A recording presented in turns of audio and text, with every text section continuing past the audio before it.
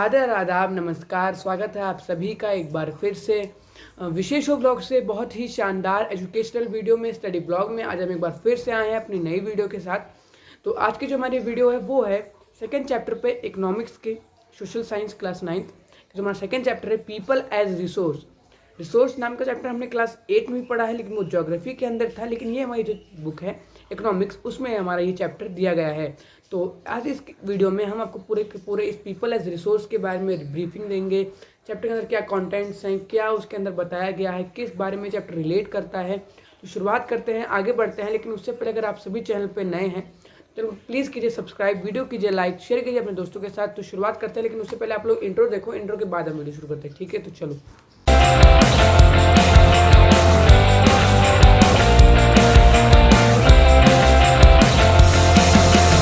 People as resource, तो ये हमारा जो चैप्टर है वो है इकोनॉमिक्स का हमारा सेकंड चैप्टर। तो इकोनॉमिक एक्टिविटीज़ क्या होती हैं, इससे हमने 3 पॉइंट में मैंने इसको डिवाइड किया है, प्राइमरी, सेकेंडरी और टेरिटरी एक्टिविटीज़। ये हमने क्लास 8 में भी पढ़ा है, ज्योग्राफी के अंदर हमारा ये चैप्टर था रिसोर्स, लेकिन ये एक बार फिर से है लेकिन इकोनॉमिक्स के अंदर। ठीक है, तो primary, secondary and territory activities. अब प्राइमरी एक्टिविटीज़ के अंदर कौन सी चीज़ें आती हैं? फॉरेस्ट्री हो गया, एग्रीकल्चर हो गया, फिशिंग हो गया, माइनिंग हो गया, जो भी नेचर से रिलेटेड चीज़ें होती हैं वो आती हैं हमारी प्राइमरी एक्टिविटीज़ के अंदर। एक एग्जांपल प्राइमरी एक्टिविटी का हो गया। अब सेकेंडरी एक्टिविटी का एग्जांपल मैन्युफैक्चरिंग, ये एक सेकेंडरी एक्टिविटी में आ गया। अब टेरिटरी एक्टिविटीज़ क्या है जो काफ़ी ज़्यादा इंपॉर्टेंट है इस चैप्टर में, वो है school, bank, trading, hospital etcetera. जो भी सर्विस देने वाली जो भी एक्टिविटीज़ होती हैं वो आ जाती हैं हमारी टेरिटरी एक्टिविटीज़ के अंदर। ठीक है, हमने इकोनॉमिक एक्टिविटीज़ को 2 पार्ट्स में डिवाइड किया है। पहला मार्केट एक्टिविटी जो कि होती है पेड, और नॉन मार्केटिंग एक्टिविटी जो कि होती है नॉन पेड। अब मार्केट एक्टिविटी में अगर जैसे जो भी हम कोई भी लेबरिंग करते हैं तो उसके अंदर की जो हमें वेजेस या सैलरी मिलती है वो आ जाती है हमारी पेड एक्टिविटी यानी मार्केटिंग एक्टिविटी के अंदर। अब नॉन मार्केटिंग एक्टिविटी का एग्जांपल जैसे हमारी जो माँ हैं वो हमेशा दिन भर घर का काम करती हैं, लेकिन उन्हें कोई भी सैलरी या फिर वेजेस नहीं मिलते हैं, तो वो आ जाता है हमारा एक नॉन मार्केटिंग एक्टिविटी के अंदर। ठीक है, अब वेजेस क्या होती है हमें पहले वो जानना है। तो वेजेस हमें किस बारे पे मिलती हैं कि एजुकेशन और स्किल दोनों हमारे अंदर कितने हैं, उसी तरीके से हमें जॉब मिलेगी और जॉब के बाद ही हमें सैलरी मिलेगी। ठीक है, अब quality and quantity of population, हमें दोनों बातें जाननी होंगी कि क्वालिटी एंड क्वांटिटी दोनों चीज़ें किस बारे में होती हैं। तो क्वालिटी होगी हमारी कि हम कितने पढ़े लिखे हैं, कितनी हमारे अंदर क्वालिटीज़ हैं, और क्वांटिटी मतलब आप जाने होंगे पॉपुलेशन, ये पॉपुलेशन के बारे में हमें बताना है। तो लिटरेसी रेट क्या है, तो total percent of population who can read and right.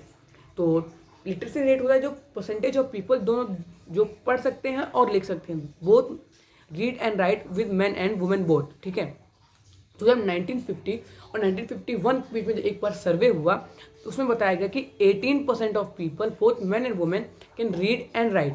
फिर आगे चल के 1991 एंड 1992 के बीच में जब जो सर्वे हुआ उसमें बताया गया कि 52% of people can read and right both man and women. ठीक है, अब 2011 एंड 12 में जब हमारा सर्वे हुआ था तब उसमें पता चला कि 74% of people can read and right. मतलब आप देख रहे हैं लिटरेसी रेट जो है काफ़ी ज़्यादा आगे बढ़ता चला जा रहा है।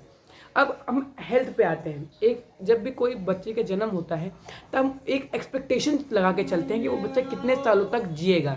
ठीक है, अब हमें वो देखना होगा कि बच्चा जो है कितने सालों तक जी सकता है। तो बच्चे की जो है एक्सपेक्टेशन एज की कितनी होती है, तो जब 1947 में एक्सपेक्ट्री थी 32 ईयर, जो कि काफ़ी ज़्यादा कम थी, क्योंकि वहाँ उस समय पे ना ही बहुत ज़्यादा एजुकेटेड डॉक्टर्स साइंटिस्ट नहीं थे और उस समय पे काफ़ी ज़्यादा बीमारियाँ भी थी। ठीक है, लेकिन जब आ गए हम 2018 में तो वो जो एक्सपेक्ट्री थी वो बढ़ के 32 ईयर्स से 68 ईयर्स पे आ गई, क्योंकि जो काफ़ी ज़्यादा एजुकेटेड डॉक्टर्स साइंटिस्ट हमारे पास थे जो कि काफ़ी अच्छी गुड मेडिसिन बना सकते थे किफ़ायती दामों पे। उसके बाद में अब हमें जानना है कि एक्सपेक्ट्री किस बारे में जान सकते हैं हम, कि जिस साल में किसी बच्चे का जन्म हुआ है तो वो उसका जो उस साल की जो बीमारियां हैं वो कैसी चल रही हैं। मतलब अगर ज़्यादा बीमारियां हैं, जैसे आज के ज़माने में कोविड जो है काफ़ी ज़्यादा फैला हुआ है, तो कोविड के बारे में अगर हम जानें तो बच्चों की एक्सपेक्ट्री उस बारे में बता सकते हैं कि ऐसी कौन सी बीमारियां हैं जिससे बच्चों के ऊपर इन्फेक्शन आ सकता है और मेडिसिन उसकी अवेलेबिलिटी है कि नहीं है। ठीक है, तो इस बारे में जो है हम जान सकते हैं एक्सपेक्ट्री। ठीक है, उसके बाद में अनएम्प्लॉयमेंट, आगे हम अनएम्प्लॉयमेंट के ऊपर, तो उसमें काफ़ी ज़्यादा इफेक्ट पड़ता है क्योंकि जीडीपी जो है काफ़ी ज़्यादा डाउन चली जाती है। क्योंकि अगर हम जॉब नहीं करेंगे, हमें अगर वेजेस नहीं मिलेंगे, तो हमारे पास टैक्स नहीं होगा, और हम टैक्स अगर भरेंगे नहीं गवर्नमेंट को, जीडीपी जो है काफ़ी ज़्यादा डाउन होती चली जाएगी। तो अनएम्प्लॉयमेंट को हमने दो पार्ट्स में डिवाइड किया था, रूरल एंड अर्बन। ठीक है, दो पार्ट्स में डिवाइड कर दिया। अब रूरल जो है सीजनल एक्टिविटीज़ में आ सकते हैं हम, जैसे कुछ मंथ्स के लिए हमें जॉब मिल सकती है, उसके बाद में हमें फिर से जो है वहाँ से निकाल दिया जा सकता है, या फिर हम बिना जॉब्स के कितने सालों से बैठे हुए हैं। लेकिन आज के ज़माने में एजुकेशन के साथ ही साथ आपके अंदर कितनी स्किल्स हैं, कितना आपका ब्रेन पावर कितना ज़्यादा है, उसी हिसाब से आपको जो है जॉब्स मिल सकती हैं।